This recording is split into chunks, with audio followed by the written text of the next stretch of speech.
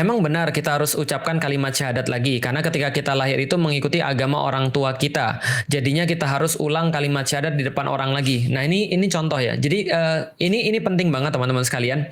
Sebuah hal yang harus teman-teman ingat senantiasa, Islam itu kalau seandainya dalam perkara-perkara yang bisa diindera, dalam perkara-perkara yang kita bisa kita lihat, bisa kita rasakan, bisa kita pikirkan, bisa kita comprehend, bisa kita pahami, maka Islam nyuruh kita untuk mikir, untuk menentukan dengan mikir. Contoh, gula itu mana yang lebih manis? Itu nggak perlu dalil, nggak perlu wahyu, nggak perlu penjelasan dari Allah, nggak perlu author source. Contoh lagi misalnya, mana yang lebih panjang, mana yang lebih pendek? Itu silahkan Anda nalar sendiri, silahkan Anda ukur sendiri, karena itu bersifat duniawi, bersifat sesuatu yang bisa untuk di comprehend, bisa untuk dipahami, bisa untuk dinalar, bisa untuk di bahasa Arabnya diidrok, bisa untuk di apa ya, bisa untuk diindera, itu dia. Jadi bisa untuk diindera, ya sudah tinggal dibahas aja.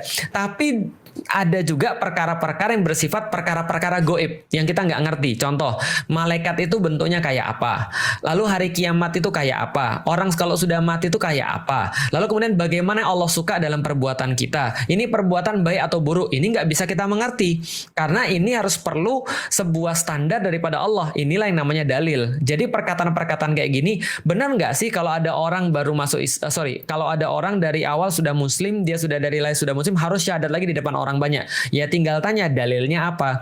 Karena kalau perkara-perkara kayak gini perlu dalil. Nggak boleh pakai akal sendiri, nggak boleh pakai kira-kira, nggak boleh pakai logika, tapi pakai dalil. Yang pakai logika, yang pakai akal itu adalah keimanan kepada Allah. Sama kayak pergi ke dokter. Kalau pergi ke dokter, nentuin mana dokter yang bagus, itu Anda boleh mikir. Nentuin orang tuh dokter atau bukan, Anda boleh mikir. Tapi kalau sudah dikasih resep, kalau Anda sudah pergi ke seorang dokter dan dia keren dan dia hebat, dia kasih resep pada Anda nggak usah mikir lagi. Anda tinggal makan aja resepnya. Nah, pertanyaannya, kalau Anda bikin resep sendiri boleh nggak? Nggak boleh. Maka kalau katanya jangan dipercaya. Katanya harus gini ya, katanya harus ini. Nah, ini nggak usah dipercaya.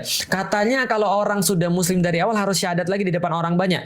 Kalau katanya itu bukan dalil. Katanya kalau sana kita haid, lalu kemudian rontok rambutnya, lalu itu harus dipungutin lagi terus dicuci bersih setelah kita selesai haid. Kalau katanya jangan dipercaya. Tanya dalilnya apa.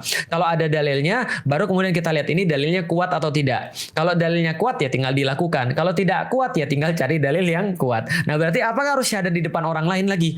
Saya tuh nggak pernah dapat dalilnya kayak gitu.